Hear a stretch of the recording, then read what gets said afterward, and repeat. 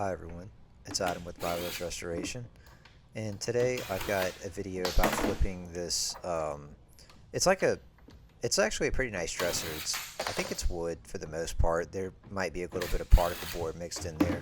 I found it on Facebook for 60 bucks, and I was gonna list it for around 425 or so once I had it painted, and I wanted to do like a navy color, but I actually sold it to one of my good friends, so I gave them a bit of a discount. I sold it for 325, but yeah, this is the piece that I started with, and I'm just going to go through my process on painting it. And also, I've got some bad news today. The Graco Quickshot died. I don't know what happened to it, but it's no longer working. So I have put that in for warranty, and hopefully, I'll get either a new one or they'll repair mine soon.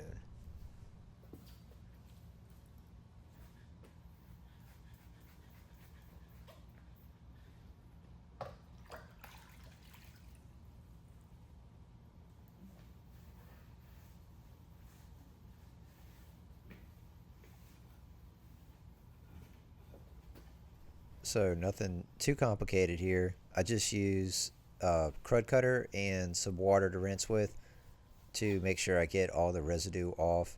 If there's any like hard wax buildups or anything like that that the crud cutter won't take off for whatever reason, I'll go get a rag with a little bit of alcohol in it and use that to dissolve any kind of wax or pledge or anything like that.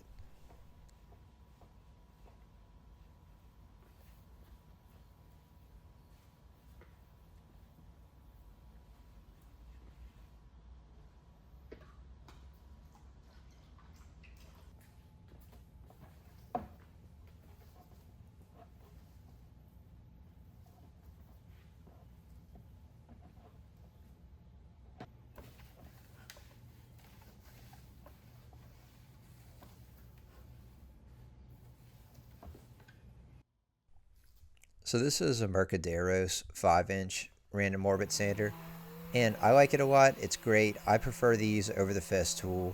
I like Festool for certain things, but I don't really like their sanders as much as I like Mercas. I feel like the Mercas are a lot better balanced, and the I don't know, the new Festool sanders though, they actually look identical to the Mercas, so maybe they kind of learn it a little bit.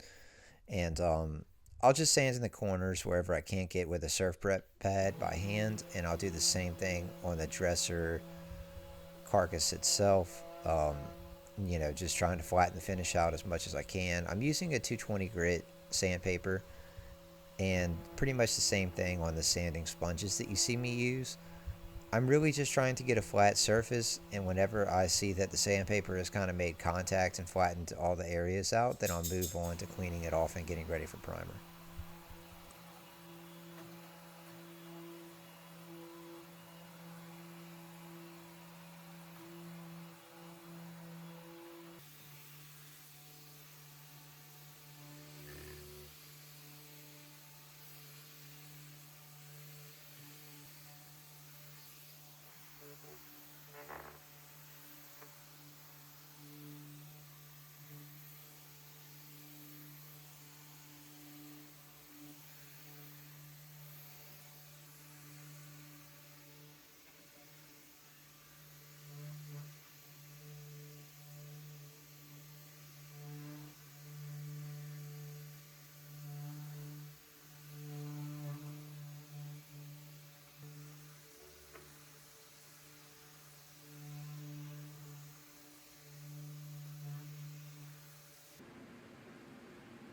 And here's where my problem started. So I've got some Centurion primer here. It's the 1K, 2K primer. I added a little bit of catalyst before and mixed it in there because this gallon was almost empty.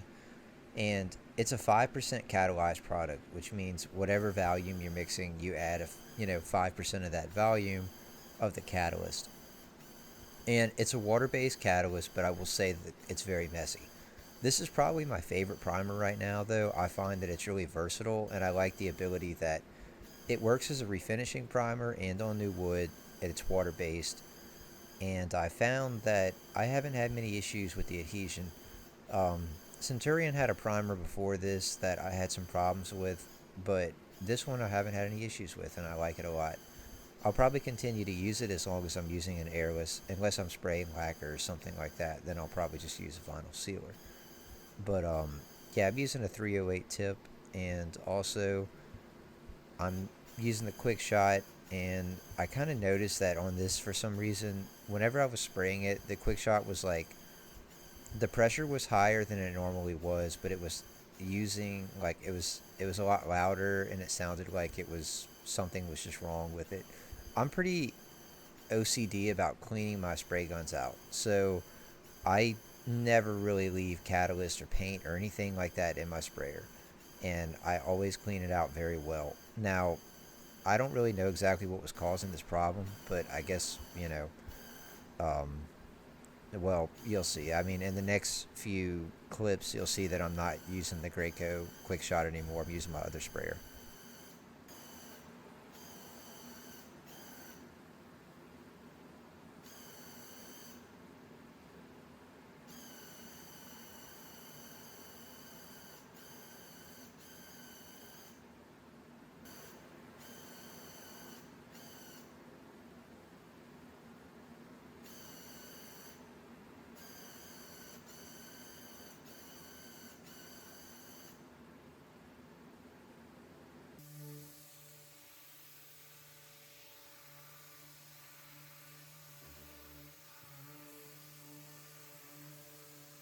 So I do sand in between coats of this product, although you don't have to if you're using another 1K, 2K, or some kind of water-based product like Gallery. As long as you're within the pot life, which is 5 hours, you actually don't have to resand in between coats of this primer or for top coating. But a lot of the time, I just end up getting dust in it, so I have to sand it anyway. And, sometimes I miss that 5 hour window. Either I go home or whatever else comes up for my day job, so I'll just not be able to make it back in time. So, yeah, I sand with like 220 to 320 grit between coats, usually 400 sometimes. It kind of just depends on what I have laying around. I usually try to buy 320, but sometimes I like buying the Merca paper, and it's not available sometimes in that grit. So I just, I usually go 280 or whatever they have on the shelf where I buy all this stuff from.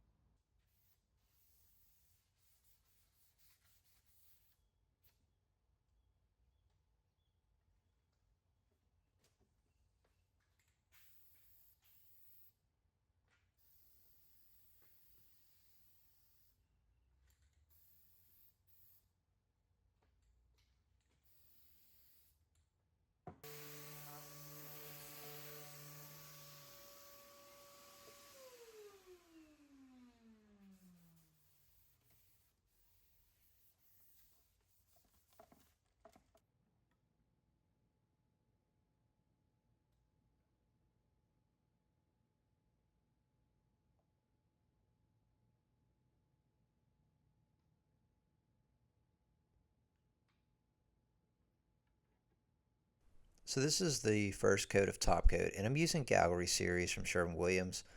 I like it a lot. It's a great paint. maybe not as durable as some of the 1K and 2K products that some people are used to, but I could do a whole video about why I think it's still a good product. And this is actually where this is the one that the Quickshot decided to give up on. So something, it just progressively got worse. That problem that I was talking about, it kept getting weaker and weaker. The spray pattern was reducing, and I had the pressure up all the way almost to 10, and it was like barely putting out any kind of paint at all. And normally, like if I turned this thing up to 10, it would probably like be soaking the whole booth with paint. So I think that something's definitely wrong with it. I took it apart and looked at it and tried to figure out what it was. Um, I mean, the motor still works, and there's no paint inside the hose. I didn't see any paint inside the gun. The solenoid was free. So it's one of those things where it's like, well, you know what? I just bought this thing, so I'm going to give it to Graco and let them deal with it. And, I'm kind of disappointed, but at the same time, it's not something that I can really worry about. It's just a business expense. And I try not to get too attached to one thing, one way of doing things, and just, use the other spray gun if it works. But the huge benefit to the Quick Shot in furniture flipping is that it allows to use a lot smaller amounts of paint and makes cleaning up faster. So that's the whole uh, allure to it to me. Really, there's really, I mean, besides that, I mean, I'm okay with just using any other old airless, and I find it harder to just use a whole gallon, stick the suction hose in there and have to waste a bunch of paint priming up and everything else. And I try not to waste very much paint. I try to put it back into the canister whenever I'm done using just like a regular Graco 390, but it's still wasteful. And the reason is because you don't want to put a lot of water inside of your paint, and so whenever you switch off of cleaning your gun out to priming, or from whenever you're cleaning the paint out and trying to get the rest of the paint back in the can without getting water in the can, it's kind of like this thing where like, all right, where do I stop? um, and I've just found that that process wastes a good bit of paint. And I know that for a fact because when I compare it to how much I use with the Quick Shot uses so much less paint. And it's just got a really high transfer efficiency, and I like that about it. But I kind of knew just from the design that it was probably going to be trouble. And it might just be something that I have to buy a new one every year or two. I don't know. I hope not, but we'll see.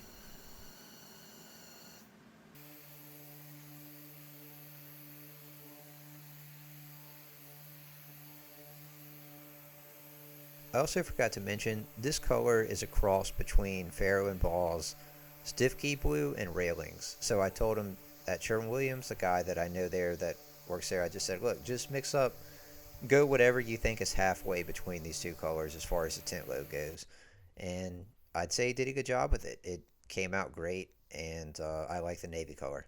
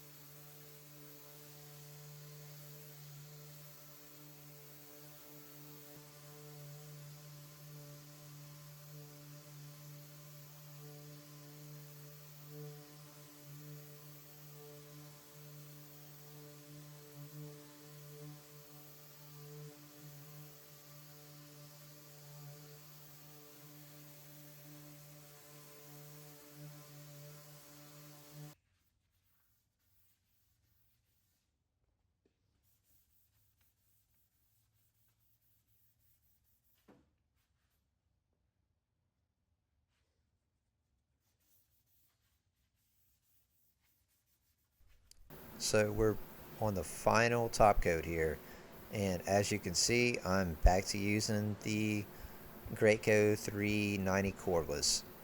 That's because, well, yeah, I already said, the Quickshot went out. So I'm trying to make sure that I don't catch any runs with this. It is definitely different than using the Quickshot. I found that after using the Quickshot for so long, I kind of forgot a little bit how to spray with a regular airless, and like setting up the clean shot valve. I forgot how much of a pain that actually is. Um, it's supposed to stop and eliminate spits, but it really it's annoying to set up. I'd much rather use the quick shot. Moral of the story.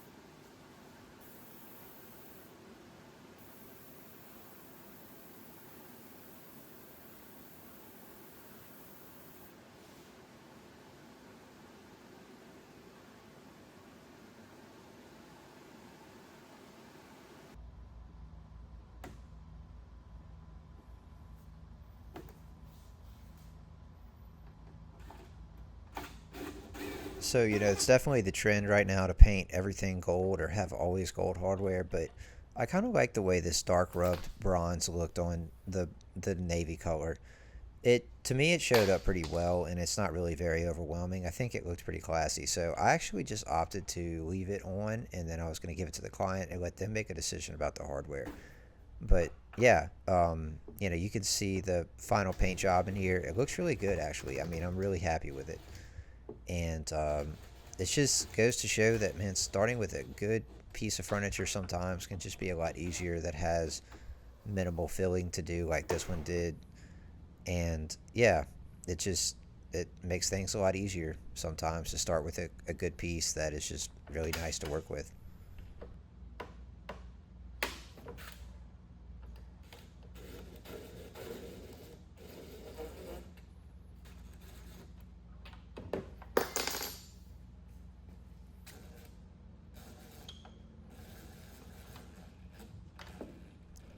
And here's the finished paint job after I got all of the hardware back in, and I'm really happy with it.